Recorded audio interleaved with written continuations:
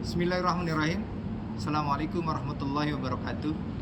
Bapak dan Ibu, AA, Teteh, Nenek yang kemudian melihat tayangan channel Mujahid Al-Quran ini, alhamdulillahirrahmanirrahim, kita sedang berada di rooftopnya Masjid Al-Mansur.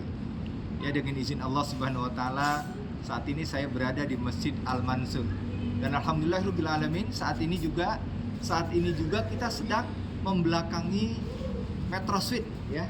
Kalau kita lihat itu di Metro Suite. Ya, dan ini rooftopnya Masjid Al-Mansur yang berada di Jalan Soekarno-Hatta. Insya Allah Bapak dan Ibu yang dirahmati Allah Subhanahu wa taala, 2 hari lagi kita akan menghadapi Syahrul Ramadan, di mana Syahrul Ramadan itu dikatakan sebagai Syahrul Quran. Ya. Jadi Syahrul Quran itu menjadi sebab Quran menjadi sebab kemuliaan. Mengapa dikatakan bahwa Quran itu menjadi sebab kemuliaan?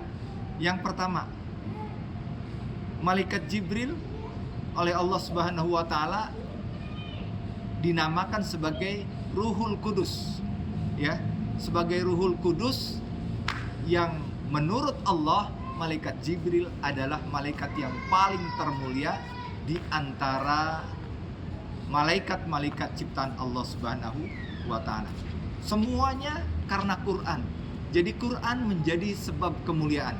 Jadi judul tayangan channel ini adalah Quran menjadi sebab kemuliaan.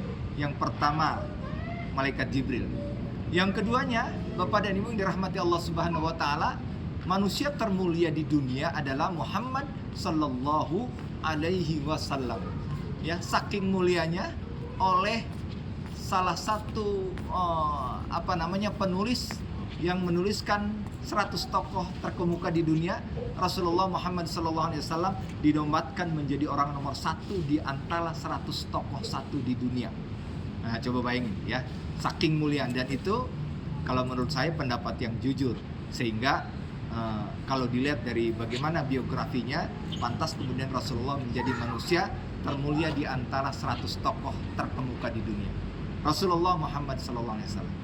Dan insya Allah kita akan menghadapi Ramadan. Ramadan merupakan bulan termulia di antara 12 bulan yang lain. Mengapa kemudian dia katakan bulan yang termulia? Karena bulan ini di tempat bulan di mana diturunkannya Al-Quran. Malaikatnya menjadi termulia, orang yang menerima Qurannya menjadi termulia, kemudian bulan di mana diturunkan Al-Qur'annya juga menjadi mulia.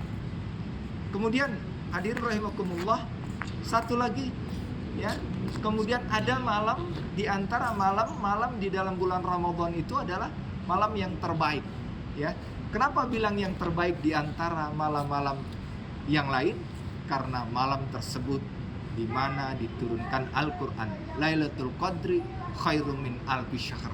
Tanazzalul malaikatu warruhu fiha bi'izni rabbihim min kulli amr salamun hiya hatta matla'il fajr. Jadi malam Lailatul Qadar adalah malam yang paling termulia di antara malam-malam yang lain, sehingga pahalanya menjadi 83 tahun ibadah oleh Allah Subhanahu wa taala, ya. Jadi kalau alhamdulillah insyaallah ya, kita sempat kemudian ikut iktikaf dan kebetulan mendapat pahala Lailatul Qadar, maka diganjar oleh Allah Subhanahu wa taala menjadi 83 tahun pahala, ya. Saking luar biasanya. Kemudian apalagi hadirin rahimakumullah, kita lihat bagaimana Makkah dan Madinah merupakan kota yang termulia di antara kota-kota yang berada di seluruh dunia, karena kota Madinah dan Mekah tempat diturunkannya Al-Quran. Jadi hadirin rahimakumullah, jangan sangsikan Al-Quran, jangan ragu terhadap Al-Quran. Zalikal kitabu la raiba fihi hudal lil muttaqin, ya.